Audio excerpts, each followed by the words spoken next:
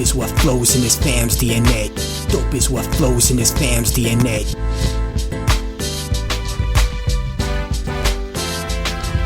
What's good, everybody? Welcome to Dope Interviews, brought to you by the mighty 19 Media Group. I'm your host, Warren Shaw, and in the virtual building, we've got a special one in my hometown, especially for the city of Miami. We rocking and rolling. I'm sitting down with a true film advocate, a Miami Beach native at that too, with deep roots in storytelling. She's worked her way up now to become the director of programming for the Miami Film Festival, which is near and dear to my heart because I've had to get the chance to cover it now 5 years in a row. It is the amazing Lauren Cohen. Lauren, what's good, man? Welcome to Dope Interviews. Thank you so much. Thank you for having me. And thank you for being here. Really excited about this conversation. And as I alluded to in the intro there, I'm on year 5, right? And I love that. I continue to see it grows, continue to see it evolve. And before we kind of get into what this year's festival has in store for us, I want to learn a little bit more about you and give our fans and listeners a little into what it means to be the director of programming for something this prestigious, right? Yeah. But as a Miami native, growing up here, what shaped your love for film and storytelling like initially? Honestly, it was just, the movies that I grew up with. I saw Titanic when I was 8 years old, and I was like, this is the greatest thing in the world. And I know that's like super basic, but I feel like that was like a really formative thing that created my love of cinema. And then as I got older, I started to branch out and experience different kinds of film, not just the mainstream things coming to theaters. And, that instilled like a really even deeper love in film for me. And then I went to film school at University of Miami because I'm a Miami girl at heart. I've been here my whole life. Right.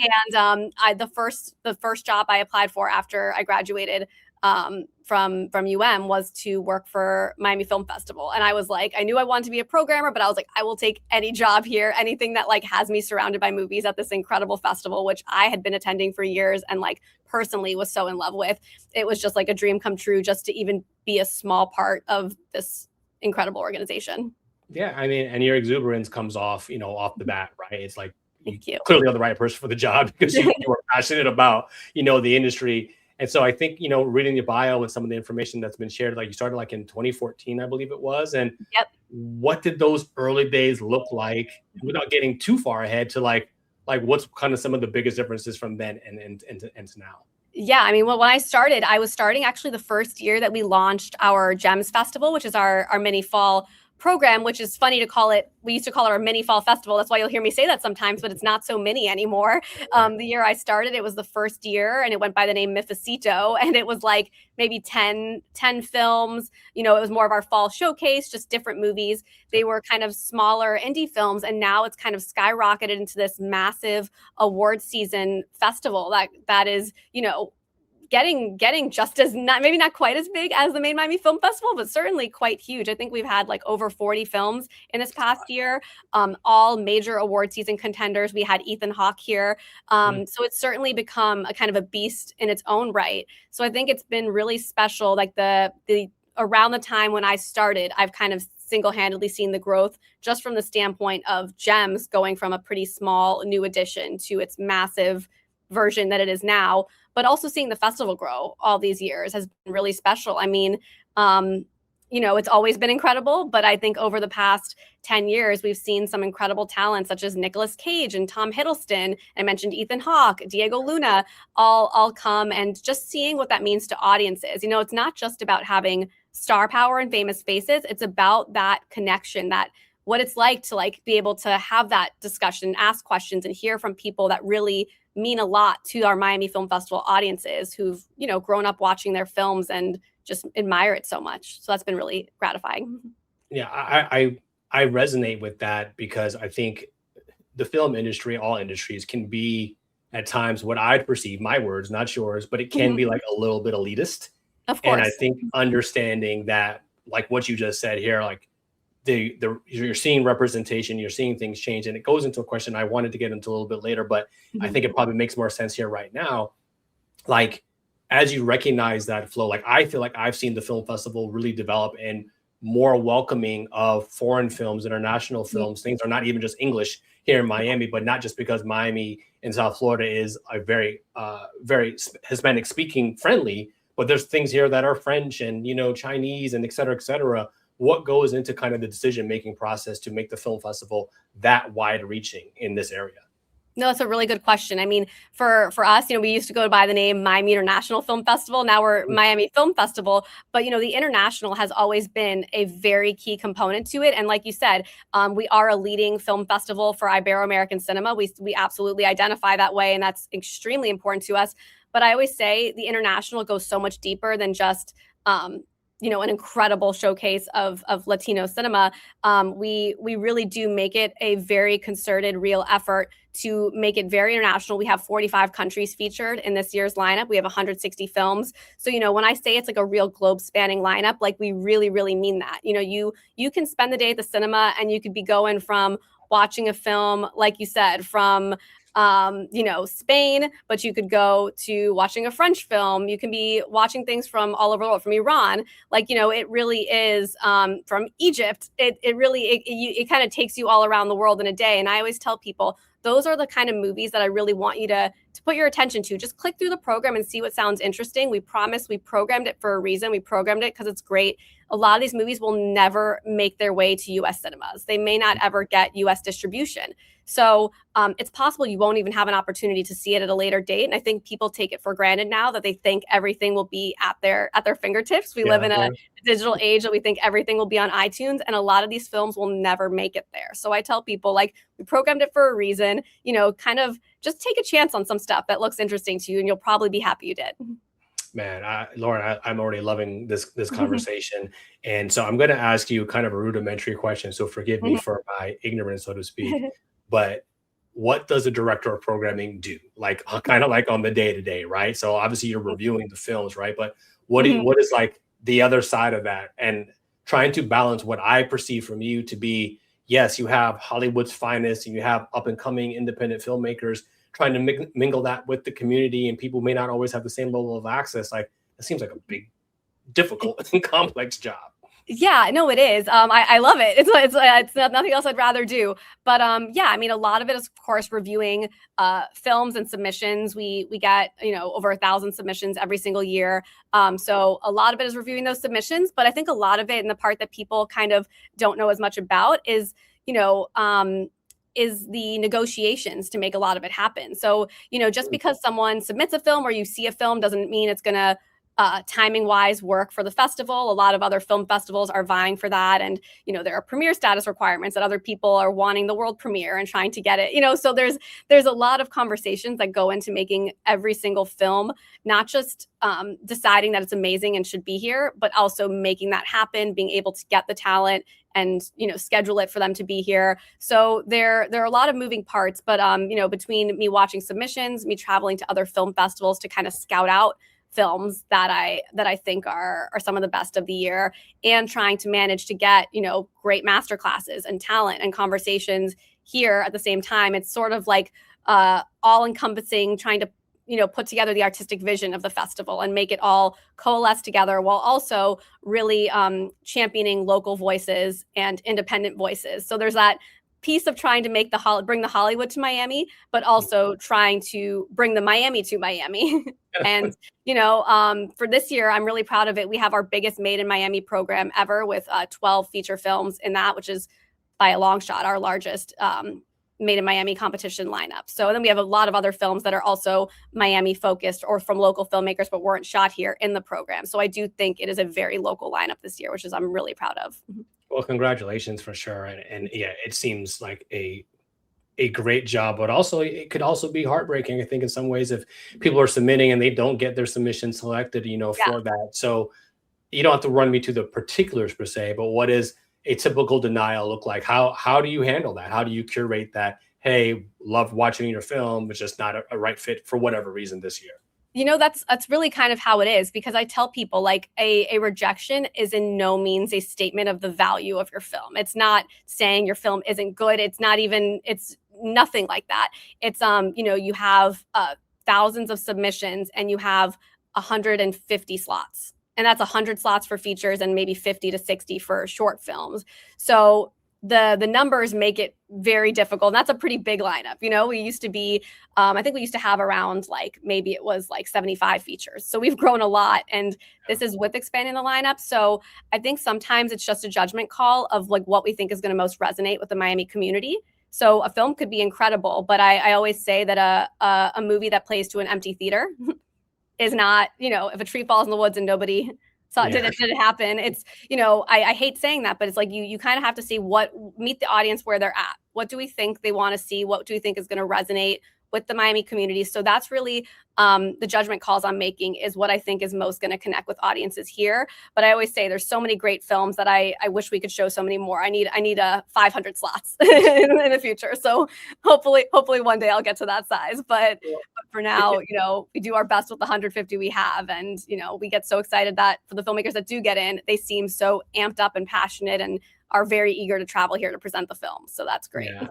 I mean, if I was submitting a film, I'd want you to be the one helping to review it, because again, are you going to treat with kid gloves if it's not the right fit for whatever reason? But hey, if we do get in, that's amazing as well. Yeah. We're chatting with the amazing Lauren Cohen here, director of programming for the Miami Film Festival. Make sure you follow her at Lauren Cohen Film, or at Miami Film. Let's take a quick break here on Dope Interviews, y'all. We'll be right back. You've earned this. Now it's time to embark on your own personal adventure. Book your vacation with exquisite travel and tours today. Explore the world and discover yourself. And we're back here on Dope Interviews, with my new friend, Lauren Cohen, director of programming for Miami Film Festival. And so, Lauren, I kind of want to ask this next question. And you might have answered it a little bit, right? But the notion that putting on a film festival is also an ode to the city that the film festival is taking place. People expect to party. People expect red carpet Miami. and doing all that. So is there any part of that where it's not that you don't enjoy per se, but does it become more challenging because it is Miami, right? And then people are looking to have that Miami experience. There's few cities in the world where people are always looking for that extra part of it, right? Of course. And I think that's honestly, it's one of the things I actually love, because I think that, sometimes it's hard for film festivals. There's so many more film festivals than I think people realize in the country.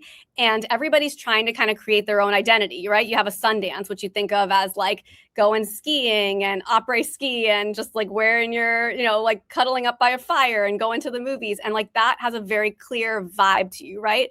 And I think Miami Film Festival, because Miami has such a clear vibe, really kind of helps me do my job easier by saying you're going to see some amazing films, but you're going to have some amazing experiences, amazing parties, and amazing just vibes. So what we have really made it our mission these past few years is to really incorporate some of the places we love so much in the city into the film festival experience beyond just parties. So we started using Vizcaya Museum and Gardens for events. So last year we had an anniversary screening of Pride and Prejudice at Vizcaya, which was a happy hour with wine and just lots of fun activities, which led into an outdoor screening at Vizcaya of Pride and Prejudice, just because the vibes clearly meshed well.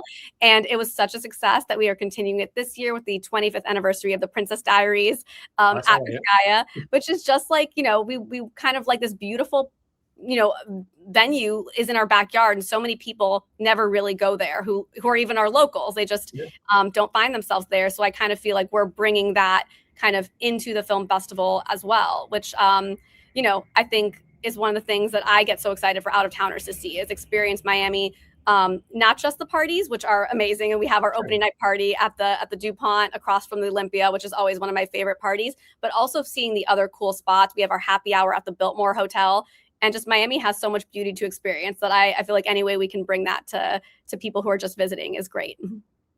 When you talk about earlier on, some of the trends, and especially trying to highlight the different situations, have you seen from this year's even submissions, is there more AI, generated films, and how are you and your team navigating that submission? And then I'd imagine the authenticity of what filmmakers oh, well, that's not a real film.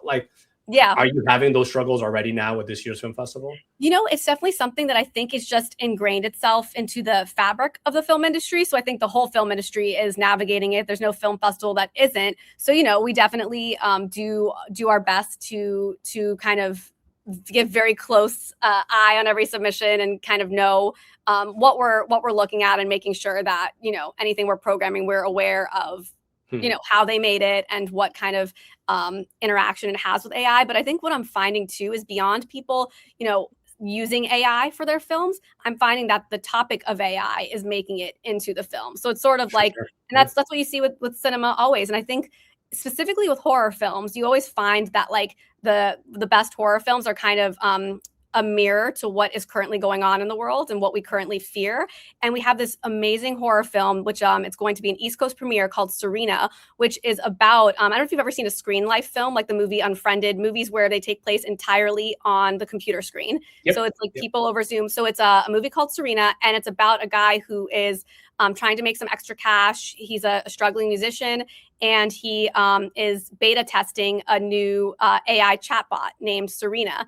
And it kind of turns into a cat and mouse game, kind of power of wits back and forth between him and this AI that's kind of trying to mess with his head. And I love it so much because I think it is the exact way we're supposed to use the horror genre, is to kind of use that to kind of see how we currently feel and our fears regarding subjects like that. So I love seeing that end up in our submissions and end up in our lineup. Yeah, congratulations. And I don't know if it's too close right now to even be able to call per se, but would you envision at some point maybe there is an AI category, at the Miami Film Festival or other film festivals specifically? I think that's an interesting question. I think it's like you said, it's early. It's one of those things that, it's very much a debate on people. Like there are people that are the one school of thought, which is like, we need to embrace it and sort of learn how to use it because it's going to be here no matter what. And other people who are like very offended by the concept and it replacing artists. So I think it's one of those sensitive grounds that we just need to see how it plays out and how much it sort of ends up in our industry and how much is sort of a kind of like a need to use. But for me, I try my best really to support artists and people, and creators, because I certainly don't want to be part of the trend of replacing humans with AI or replacing artists, because I think they're irreplaceable. And I think this year with our poster artist, actually, that was kind of a statement we were making. We had this incredible artist who actually has been painting handmade bags for me for years of like movie purses. And we had her do our poster this year, which you can see on the little picture there. Yep. And if you zoom in on the picture, you could see it's hand painted on canvas. You can see the texture of the canvas. And that was really important to us to make sure it was something painted by hand. No AI. Yeah, Lauren Cohen out here, authentic experiences. So yes. No AI, you're gonna have to wait your turn before you get into this one. If someone was attending the film festival for the first time, and I don't want to get you in trouble, so I'm going to ask you to pick films, but what are 2 to 3 experiences that she would say they need to do? What should they be checking out? Oh my gosh, it's always hard. It's like picking between your kids. But I always tell people, the easiest for me to always point to is always like opening and closing are easy, just because, I love anytime people get to experience the Olympia Theater. We weren't there for a bit, and being back, honestly, just shows how much, I think we now appreciate it all the more, because it is just one of the jewels of Miami. And I think it really captures that gala film festival experience vibe. But I love our opening night film Tuner. It stars Leo Woodall, who was in season 2 of The White Lotus. It stars Dustin Hoffman, and it's a film about a young piano tuner with a very sensitive sense of hearing, which attracts the attention of criminals who see his skills as useful for cracking safes. It's this great crime, thriller, romance. It's like all the genres into one. It's got a lot of great humor. Absolutely amazing. And then our closing night film is a adorable film called Power Ballad, starring Nick Jonas and Paul Rudd. It's directed by an incredible filmmaker named John Carney, who always has made these amazing music-based films. And it's just this really, really beautiful film with the most amazing music you've ever heard. So those are 2 that I would say people have to see. And then a film that I thought you would be interested in is a made in Miami film called The Mecca Legends of Traz Powell Stadium, which is about Miami's Traz Powell Stadium, which is produced the most NFL players of any venue in the country. So that's the kind of local stories that we think, we really get to see here in Miami. Yeah, you guys really do a great job of running the gamut. Even my first year, I remember going and seeing a handful of shorts too, that I was just like, oh my God, these are really good, and fun. And then even for me, bite size, so to speak, right? But left me wanting more. But again, these full length films, and obviously the opening and closing things are amazing situations for people to enjoy as well. A couple last ones before you let you get out of here, Lauren. Again, you got a busy schedule, and many films and people to connect with. When all is said and done, what do you want the impact for this year's festival to the community to be? Like, what do you want people like coming out there saying and experiencing and feeling? What's the vibe?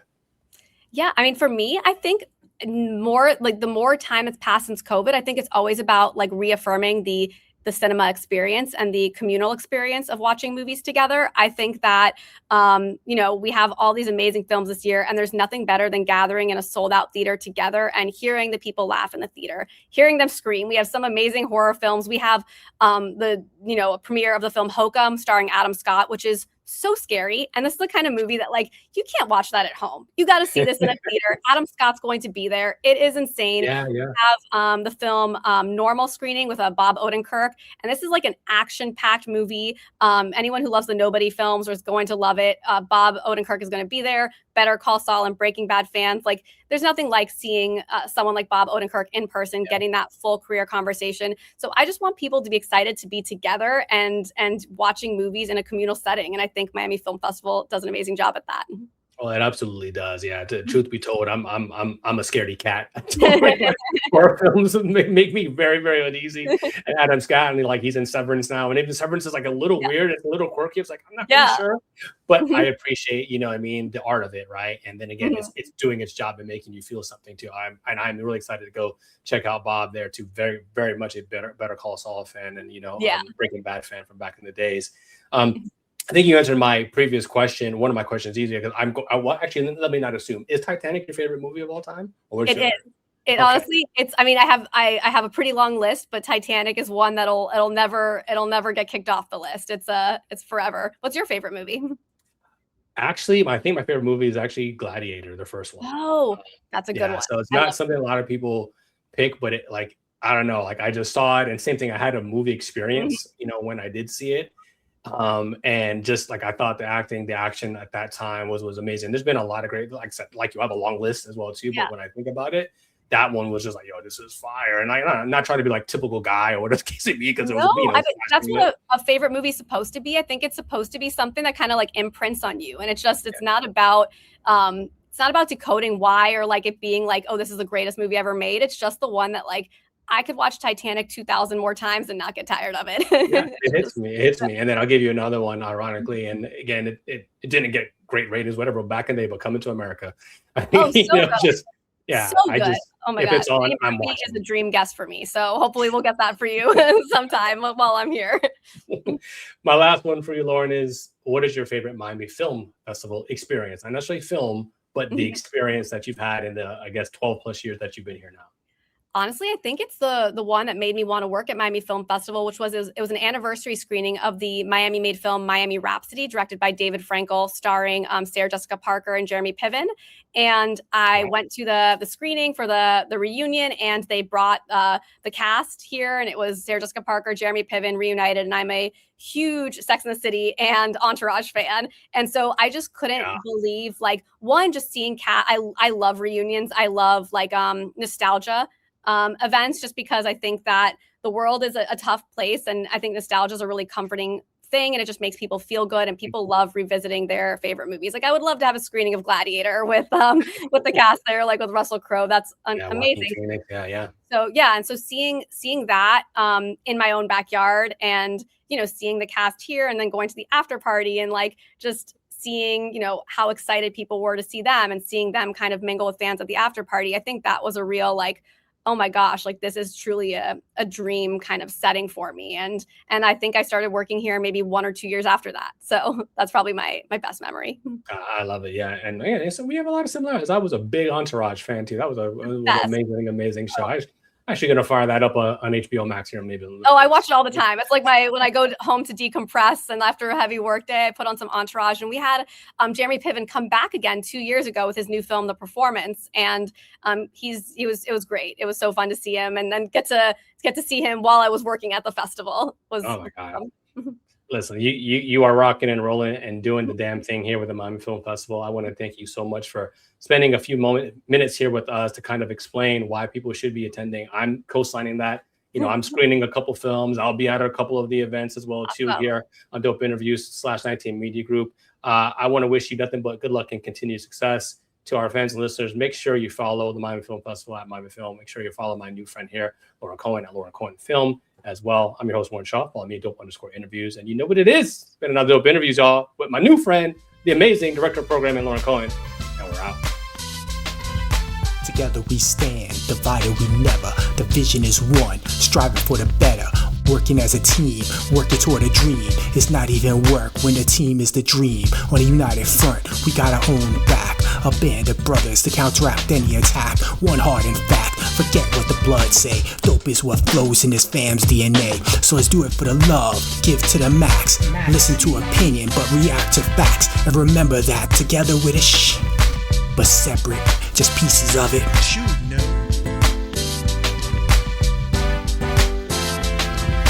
Dope is what flows in this fam's DNA. Dope is what flows in this fam's DNA.